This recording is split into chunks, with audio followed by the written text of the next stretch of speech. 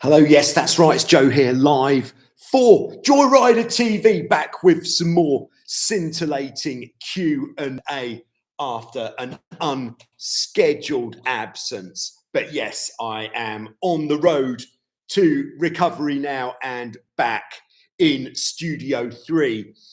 Incidentally, Studio 4 will be coming soon, but it is currently under construction, and currently construction has halted for the time being. But yes, it's good to be back for some more Q&A. As usual, this is a live Q&A session. But if you are watching this later on and you have got any burning catamaran sailing questions that you would like answering in next week's live Q&A, just put them in the comments section and I will respond to your questions in next week's Q&A. Very good. And we've got some people just tuning in live now, and I'd just like to say hello to everyone who's tuning in live. Hello to Mark and Janet in Ohio. Hello to Max in Rosenheim, Germany. Oh my goodness, I bet it is snowing there. Hello, Leland Lee in Clearwater Beach, Florida. I would wager it is not snowing there. Currently in Greece, it is looking like we're having a sort of mini heat wave, very mini. It's about 18 to 20 degrees, and it looks like we might even get a bit of sunshine. Wow, because we've had probably about 3 weeks of pretty solid rain of late. All right, we've got Paul on board as well in Ottawa, Canada. Great to have you with us, Paul. So at this time, it is currently the 16th of December, which means if you are lucky enough to be perhaps in the Southern Hemisphere or brave enough to perhaps be going sailing wearing a dry suit or something similar, there are still 15 days left for the 2022 Speed Stick. What is the Speed Stick? I hear you cry. Well, interesting that you should ask. What the Speed Stick is a global leaderboard speed competition where basically, if you can go sailing, take some sort of GPS device with you. I would suggest, if you haven't got anything else but a mobile phone in a dry bag, running an app such as Strava, which will tell you how fast you went, and then send me the results. I will then add you to the Speed Stick and you can see how you measure up against the global leaderboard. It is pretty fierce at the top, but a good way of looking at the Speed Stick is that rather than competing against everyone else, you're actually competing against yourself and trying to see if you can beat your previous speed.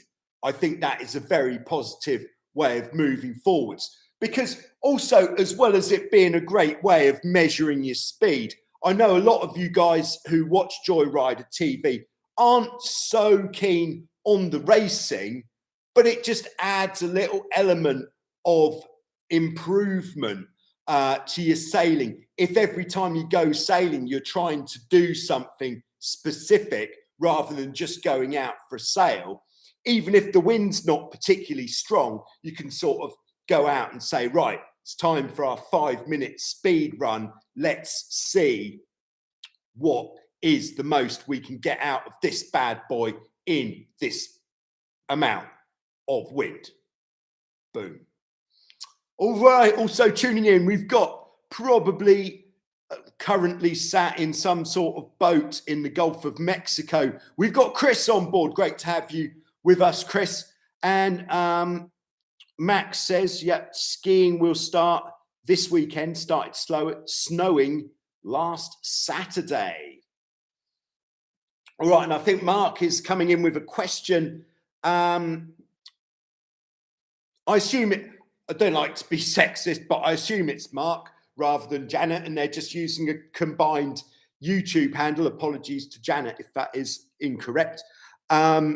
In a recent Q&A, you discussed how to tension the rig of a Hobie 16 with a furling jib being the same as a normal jib. In my research shows that there is no halyard for the Hobie 14 or Hobie 16 with a furling jib, and tensioning has to be done by pulling the trapeze wires and the adjustment side stays. Do you know of any furling jib with a halyard? And that is Mark. Yes, so I was correct. Yeah, so the reason I said that when you've got a furling jib on a 16, not a 14, all right, we'll just get that clear straight away. On the 14, you would not have a traditional jib halyard. You would have the jib up and then you tension the rig using the shrouds, as Mark is saying there, like you would on a bigger boat like an F18, where you put the rig tension on by pulling on the trapeze wire and then moving the shrouds down a couple of holes. But on a 16, the reason I was thinking that the standard was with the normal jib halyard is because when we used to run furling jibs on our 16s here at Wildwin, they all had traditional jib halyards. And then a quick illustration, if I may. So if this is the mast, then what we would have is, let's have the jib next. So this is the jib. And then what we would have is at the top of the jib, we would have the swivel like that. And then onto the swivel, we would then just shackle the block as usual, which, apologies, drawing's a little bit off. That would be shackled to the mast. No, I beg your pardon. That wouldn't be shackled to the mast. What we'd have, sorry, a bit rusty here, would be the other block there. And then that would be your normal Hobie 16, sorry, drawing's a bit off, purchase system that goes like that. We've got a swivel at the top of the jib that allows the jib to roll. And then at the bottom of the jib, you'd have your furling drum onto the bridle wires. And that is how we used to run our 16s with the furling jib there. That certainly is a lot easier method than doing it so that the jib is at a fixed length and you don't even have a forestay, and then you tighten the rig with the trapezes. This gives you the flexibility of being able to have the furling jib for when you go sailing. And then if you're going to be leaving your boat for, like, if you're just sailing at weekends, if you're going to leave your boat for a whole week, especially at this time of year, I would never leave the boat with the jib up, whether it's furled or not, if you are not going to be going down there for more than a couple of days. I say this because I have been punished by this in the past, back in the day when Hobie Tigers had furling jibs as standard. I was sailing at a club called Stokes Bay on the south coast of the UK. And I was just sailing at weekends, left the jib up, rolled, and then quite a lot of wind that week, came back to go sailing the next weekend, and the jib was absolutely shredded because it had come unrolled and just been flogging for the whole week. So I would never leave the jib up unless you're going to be checking up on the boat regularly. And by having the jib done using the normal halyard on the 16, that gives you that option to drop the jib very easily rather than having it put up in any other way. Thanks very much, Mark, for the question. All right, Lee says, I try and have a goal of what I want to do or accomplish on my time on the water. Helps maintain focus and helps you to feel better when you accomplish something or learn something new. Yeah, I think so too. I think it's good for everybody, whenever you go sailing, to have some sort of, even if you're going on you're going somewhere, like, all right, we're going to sail to the next town where we're going to stop at a pub, have a couple of pints and then sail back. Not that we endorse that sort of thing, of course, but or sailing to an island, that kind of thing. But if you think about it, whenever you're going sailing, what is it that I feel I could be doing better on the boat? And then think about how you can work on that when you're going out on the water so that you can improve. I think a great thing to do, not just sailing, but in all aspects of life, is just to be really honest with yourself and say, all right, ask yourself the question, what am I not very good at? And then see about how you can make some sort of scheme to work towards becoming better at that which you are not very good at. Could be anything.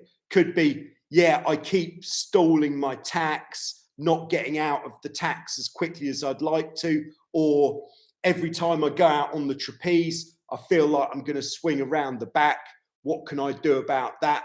One good, easy step to get you started is to watch a video on Joyrider TV just before you go sailing, which will show you a good technique to do all these different things on the boats. And then that would put it fresh in your mind for when you're getting out on the water, so then you can practice. I think it is good to reflect on those things so that everybody can improve. Even if you haven't got any great aspirations of doing competitions or going any faster, if you just like sitting on the boat and going along, maybe there's something that you feel isn't quite as good as it could be. And it's worth keeping that in mind and looking at how you can improve that. There we go. Very good, Lee. We're all reading off the same page as far as I can tell. Hello to Hans. Hans in Germany. Hans was, of course, working the Wildwind Beach last year. This season just gone, doing a fine job as pretty much his main role was captain of the Tornado. What a job. You might think that doesn't sound like, how can you call that a job? Indeed. All right. We've got, so we've got Paul in Ottawa, Canada, who says, speaking of tornadoes, I own an early 1980s Tornado. New to sailing and racing, I know it's a lot of boat for a beginner, and my first boat, I already had a few capsizes, very stressful. Would the Hawaiian rigging, probably writing system you're talking about there, work? Yeah, so the problem with the earlier Tornadoes, which have the aluminium mast, is that you've got a 10-meter mast on there, aluminium, so that's pretty heavy. So if you capsize, the problem will come is if you capsize when there's not so much wind, you're going to find it pretty tricky to get the boat back upright because you've got so much weight trying to prevent you from righting the boat. So let's have a look. So we've got a hole there. We've got a hole there. Yes, we are capsized.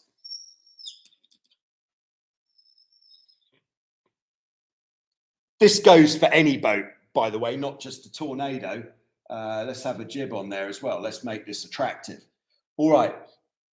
So to be honest, the actual writing system that you're using doesn't really make any difference to how it is going to help you to bring the boat back upright, whether it's a normal writing line kind of arrangement where you've got the rope which is tied around the dolphin striker, and then when you capsize, you chuck that around that hull, you lean out, and if the stars align, you get that bad boy back upright. Whereas the Hawaiian system would be pulling from here, but by pulling from there, I think you're still kind of, you may be losing a little bit of leverage, because by pulling around the hull, perhaps you're getting a bit more leverage. So maybe the Hawaiian system on the Tornado isn't such a great choice. But especially if you're sailing, if you can let us know, are you sailing solo, Paul, or are you sailing with somebody else? Certainly if you're sailing solo, it would need to be at least 20 knots of wind for you to be able to get the boat up on your own, because what you need to do is get it so that the boat, as we see it here, is pointing into the wind. So then the wind is coming like this, and it basically, the wind will get under the sail, unsticking the sail from the water, and that's going to help to bring you back upright. So that's what we're looking for. But if you're solo, you're going to need about 20 knots of wind to be able to. All right, Paul says, I'm not crazy, I have a crew. Great stuff. Yeah, so if you have a crew, I think, I haven't capsized a Tornado with an aluminium mast ever. It's never done it. But if it is proving difficult to get the boat upright, what I have seen performed in the past to get more leverage, if you're not going to start using other means like a writing pole or a bag, I would definitely recommend a bag. But we'll come on to that in a second. So if you've got your first guy, who would be the heavier of the two? So we're standing kind of on the hull, which is in the water. There is the other hull. This is to get the most leverage possible. So if you stand on the hull where the hull is the fattest, because by getting to the fattest part of the hull, you'll actually be a little bit further out this way. Yeah. So that might mean moving back a little bit. So if you get there, and then what I would generally do, if you've got a trapeze harness on, is hook the writing line onto your trapeze hook, because that's going to take less effort to hold on to bring the boat back upright. And now there is a bit of acrobatics that I have seen done. This may require a second writing line, where you actually have the crew. You're not going to believe this if you haven't seen this before. The crew actually stands on the spreader bar of the trapeze harness of the helm. This is proper circus stuff we're talking about here. So the crew gets out even more. Yeah, you would definitely need a second writing line. So he has his writing. I haven't actually done this, but I've seen it attempted. And you get more leverage that way. But that would be if you've capsized the boat in too little wind to get the boat upright. Now, I have made a video on using a bag to help right a capsized boat if you haven't got enough weight to bring it back upright. And with the bag, what we do is we basically have the bag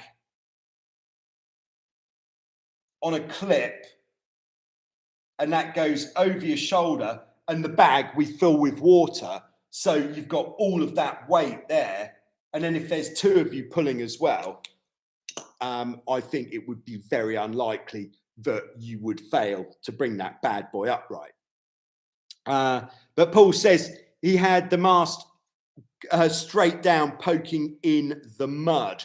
Yeah, once you're in the mud, then it's a tricky one. You have to use the wind to help to blow you off the mud. So if the boat, hold on, let's get rid of this.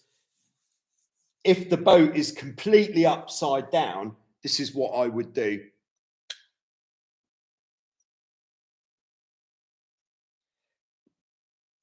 If the boat is completely upside down, the wind would generally be blowing from one side or the other. So if we say the wind was blowing from this side, then what I would do is load up this hull with weight. So you get the helm and the crew on this side, perhaps even leaning out a little bit. And what that would hopefully do is lift this hull up a little bit. So then the wind can get underneath here, and then the wind can get under the trampoline, start to put the boat onto its side, and then the whole thing would start to drag sideways as it's coming more onto its side. And that hopefully would be enough to pull the tip of the mast out of the mud. There we go. That's what I would be looking at there. All right. All right, Mark says, I hope that helps, Paul, by the way, somehow. Is it possible to convert an 18 jib to a Hobie 16 furling jib? You'd have to change the whole system. The actual sail itself, you could certainly put a smaller jib on the 18 if, let's say, for strong winds, you're feeling that the Hobie 18, for those of you who don't know, has got a relatively massive jib, very powerful. It does make it a very fast boat on a 2-sail reach. And if you're wanting to sail in stronger winds and you feel that the straight 18 jib is too powerful, or perhaps if the if it just happens that you've come across a Hobie 16 furling jib and you think, let's try that out on there, then yes, you could do it. You might just have to, the only thing you'd have to do is maybe put an extension on your halyard just to make sure that that's long enough. But there's no reason why not. And then the other issue you may come into, in fact, it's fairly likely, is if you're putting a different jib on any sort of boat, by the way, is if this is our jib that we've put on, the sheeting angle, it's going to be, you're going to be lucky if it happens to be correct, or you might have to do some fairly radical system to change where your sheets are pulling from. Because on the 18, the jib sheets pull from back here. If this is our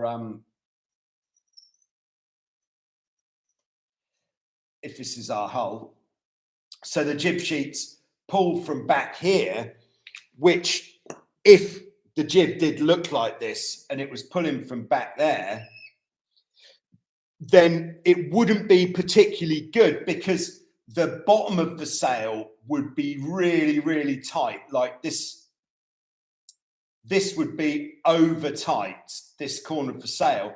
And then the rest of the sail wouldn't have any tension at all in the leech. So it'd probably flap like an absolute witch. So you might have to rig up an extra block that maybe you lash around your front beam. It'd be maybe what we'd call a barber hauler on traditional boats, which pulls the sheet down at the front beam, which would then tension the leech of the sail a little bit. There we go. All right. Sorry, I forgot to say hello to Aaron in New Zealand. Great to have you on board, Aaron. It must be getting on for the middle of the night there. Thanks for tuning in. Great to be hitting all of the corners of the world in this Q&A. And at this stage in the game, I'm just going to take a short commercial break, 25 minutes in. That's right. That's just for everybody who's watching later on. I'll just insert a commercial break there. But for you guys who are here live, no need. All right. So we got Cucks Ollie. Hey, nice to see you. Yes, it's great to be back. And hopefully I should be back next week as well. And hopefully I should be the next actual video that I'm going to try to get sorted out and done is a what went wrong video. So if you happen to have sent me any video footage of stuff going wrong, then yes, there is a what went wrong video coming up. I'm just trying to find the facilities for putting that together. But hopefully in the next days, I'll get round to doing that. All right. So Cuxolly says the other hall up in the air. Yeah, indeed. All right. Hans says, all right, this is with the capsize writing on the tornado. He says, I did it and you can write it with a crew, stand on the daggerboard and use the writing line. And as Joe said, use the trapeze hook. There we go. So stand on the daggerboard. You can get away with standing on the centerboards on the tornado. They're very wide, very strong, not particularly long. What I wouldn't suggest is if you're sailing a boat like an F-18, which has long daggerboards, don't stand on the daggerboards to right the boat on one of those, because especially if you sail a Wildcat, you may be aware that those daggerboards are not particularly strong and will snap if you look at them in the wrong way. All right. No worries, Paul. Paul says, amazing. Thank you. You're very welcome. Chris says, Mark, use the New England floating dinghy line. Oh, there we go. Oh, okay. I've missed a question. All right. Apologies there, Mark. Does the rope you use for the writing line float? Understand that propylene floats while polyester does not. Which do you recommend? So that is where Chris says use the New England floating dinghy line. Yeah. Yeah. There are pros and cons of having floating line. The pros, of course, is that it floats. And it's not going to absorb loads of water and get heavy. It's going to, but one negative point of the floating line is if you've got floating line in the water and a safety boat or somebody with a power boat is coming to help you, the likelihood of a floating line getting caught around their propeller is much higher than having a polyester line which would just sink in the water. As standard Hobiecat, if you buy a new Hobiecat, it would be supplied with a polyester based rope which does sink if it goes in the water. But there's pros and cons for both, of course. So Mark says, does the rope you use for writing the boat float? I understand that polypropylene. Okay, yeah. All right, yeah. So I'm definitely, I prefer the polyester rope. It feels a bit nicer in the hands as well. That's just me though. I've got weak office hands these days. Haven't actually been anywhere near the water for quite some time now. All right, so you're not going to believe it, but we have got some preloaded questions which we could take a look at this stage in the game. The first one is from Nick, who says, can you discuss trapezing in chop? So chop, in case you didn't know, is just what we call the small waves that when it's getting windy get kicked up on the water, making it more difficult to maintain any level of stability on the trapeze. So what I would always suggest personally, when it's either rough conditions, choppy conditions, or particularly windy, is we just want to make everything as easy as it possibly can be, so then you can focus on the sailing as much as possible. All right, so we're going to have a picture from this direction and a picture from this direction. This is the side of the boat. Don't know what type of boat this is, but I can't wait to have a go on one, that's for sure. So first thing you can do to make it easier trapezing in chop or any day of the week is do something about your traction, the grip. Having good grip on the boat makes such a difference. For those of you who've been paying attention, you will have seen that we've changed the grip on most of our boats this year. So we've got this lovely thick rubber that really is quite luxurious and makes you feel very secure indeed. So number one, get some good grip. Good grip is going to make all the difference there. So number two is another preparation point is going to be trapeze a bit higher. So if you're on a boat that doesn't have a pulley block adjustment system that you can use while you're going along, then you would want to adjust it before you go sailing. And just if you're usually in really nice flat water conditions, trapezing, this is where the other part, this is where the boat goes.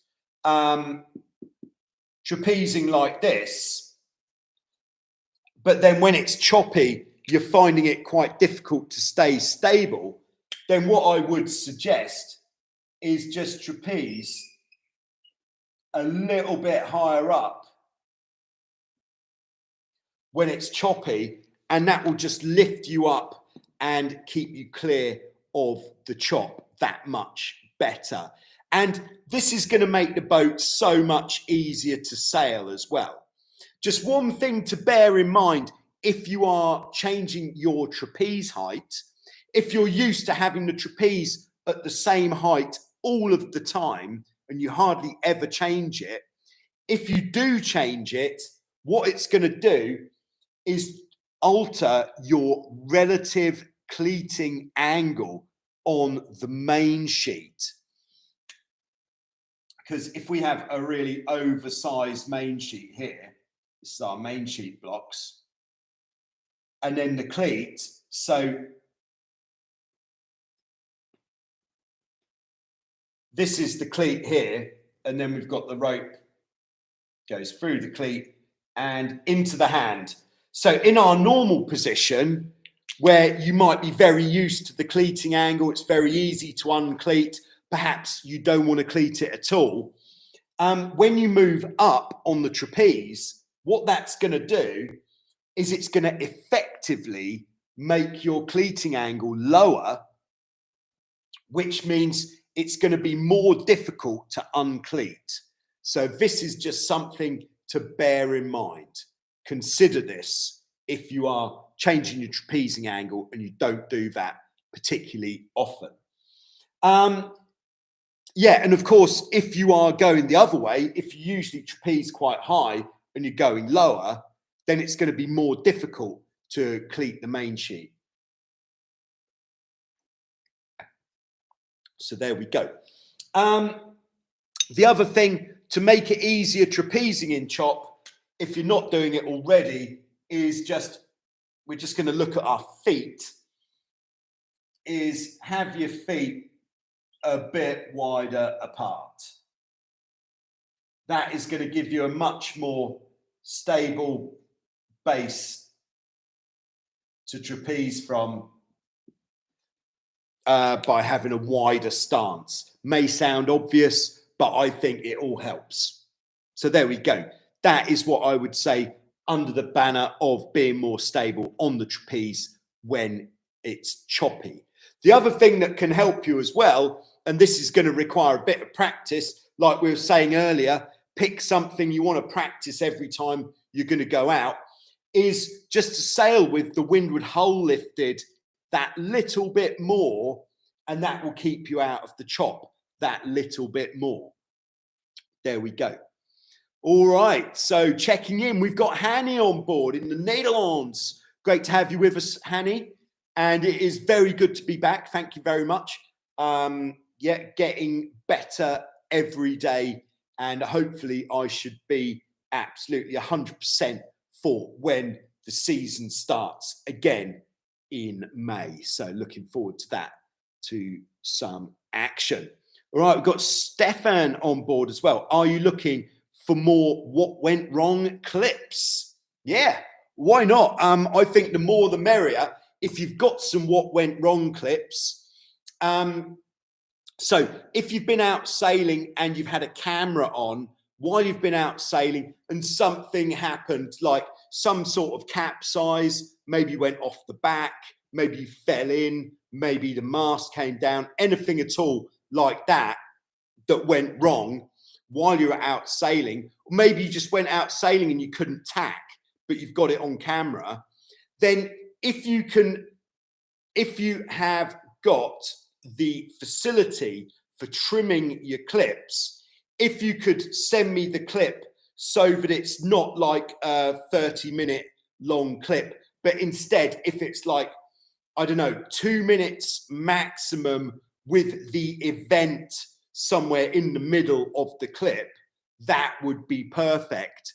And then along with the actual video, if you just let me know what, if it's not obvious, of course, what type of boat it is that you're sailing, who you're sailing with, because let's always include the crew.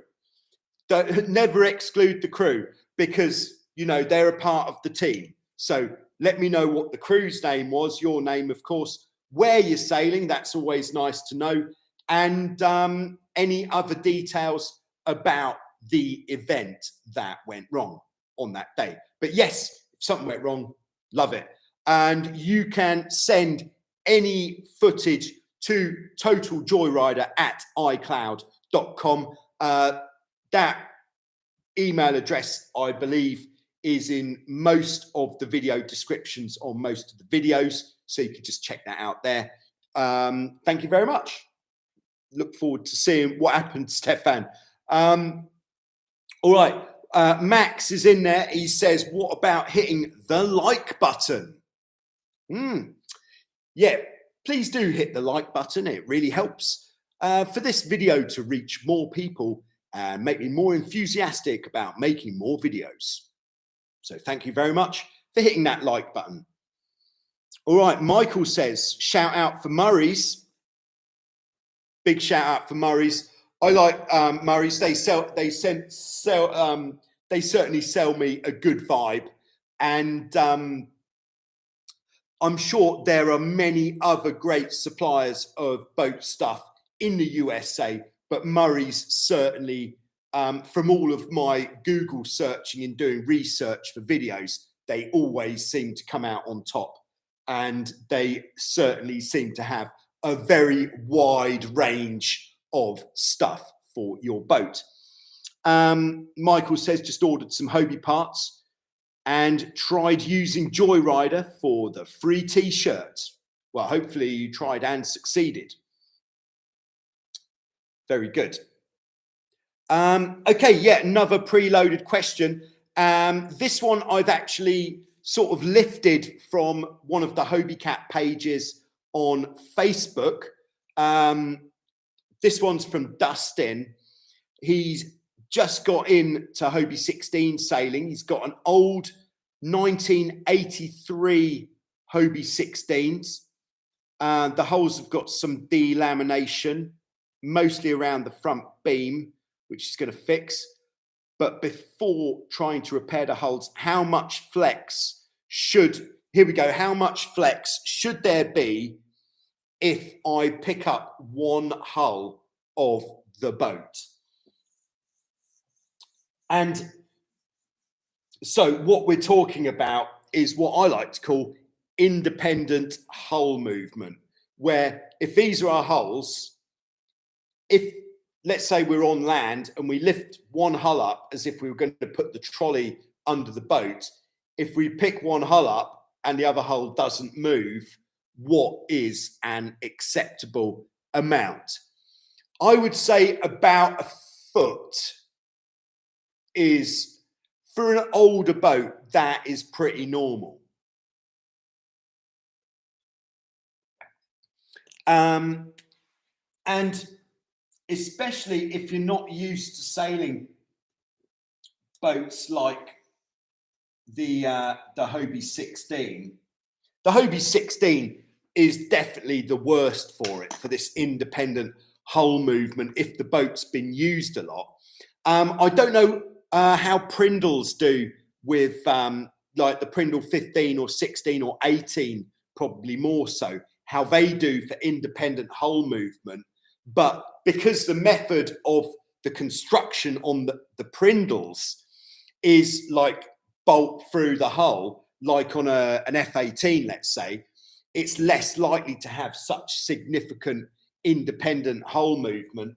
Whereas what we've got on the 16 is we've got our pylons, which are these bits that stick up from the hull, and then the beams just sit on top of the pylons. Then we've got our sidebars in there. And what will happen is over time, the metal, this cast aluminium and the aluminium of the pylons are going to wear over time, which means it's going to get looser in there.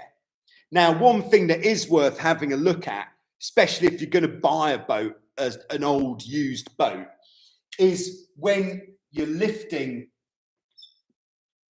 the front of the boat, if you can recruit a friend or get the guy selling the boat to lift one of the bows, if there is a lot of movement, then have a look where the pylon goes into the hull here.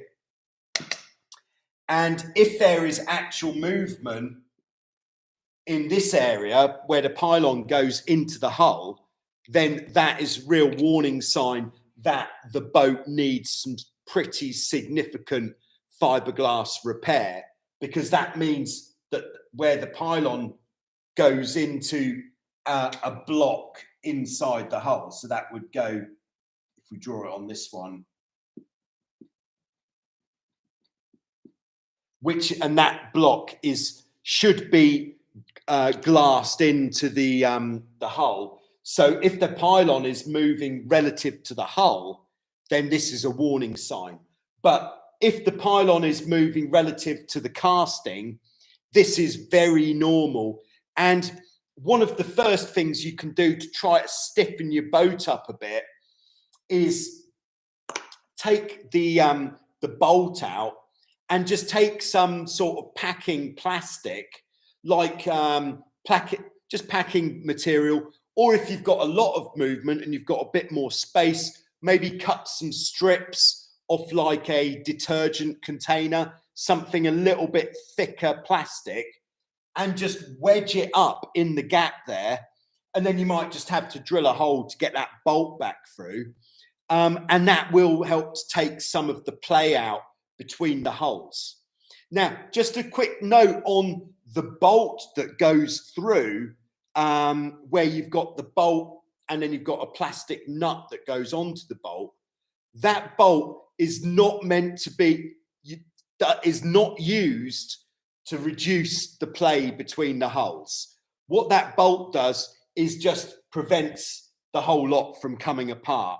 So there shouldn't be any tension in that That is finger tight. That's all you need. If you decide to put a metal nut on that bolt and then really wind it up using your big spanner, you're probably going to crack the casting on the top, and it's a bad day. So that bolt is not to make the boat any stiffer. It's good to know that. The other thing you can do, of course, to make the boat stiffer is really tighten the trampoline up a lot. That makes a big difference, and it also makes it much more comfortable to sail as well. All right, so there we go. I hope that helps there, Dustin, and good luck with your new boat. He says, I'm just trying to fly a hull on a budget. Yeah, so if you have got about 1 foot of independent hull movement, you're not going to do your boat too much harm by just using it like that. If it is really loose, I would certainly get to packing out the pylons there. If you're never intending to take your boat apart ever again, and I know a lot of the Australians do this, is you can epoxy the pylon to the casting, have it so it's all just fixed together. But what is likely to happen then is problems are likely to appear somewhere else because you haven't got that little bit of give. Worth considering, I feel. But very good. Good luck with flying the hull. There's nothing quite like it, flying the hull on a catamaran. Very nice. All right, so in the topic of our Prindles tight. Prindles, this is Chris. Chris is our Prindle man in Texas. Chris says, Prindles tend to stay very tight. It really depends on the dolphin striker being at the proper tension, the trampoline being sufficiently tight. My 19 moves about 3 to 5 inches at the most. There we go. So, Prindles tight. And at that point, that is all that I've got going on. So, thanks to everybody for tuning in. Thanks to everybody for their preloaded questions. Thanks to everybody who's been supporting Joyrider TV. If you were thinking of doing your Christmas shopping at totaljoyrider.com and you haven't ordered anything yet, then I'd have to say that you are now in the rolling the dice phase of online shopping, especially where everything at totaljoyrider.com is printed to order. So you could try ordering stuff, but it might not turn up for the big day. Sorry about that. Turn up by New Year. Everyone loves a New Year's gift. Nice woolly hat, a tequila sunset t-shirt. Thank you very much. So there we go. I'd just like to say hello to Domagoj in Croatia. Great to have you on board. But you've arrived just when we're leaving. So see you next week with some more Q&A. And hopefully this What Went Wrong video will be coming very soon. If you are thinking of sending stuff in and you want to get in on the next What Went Wrong video, get it in sooner rather than later. Like I'll probably put the video together maybe Monday or Tuesday. So that's kind of like the deadline. All right. Lovely old job. Hope you all have a good weekend and see you next time. Thank you.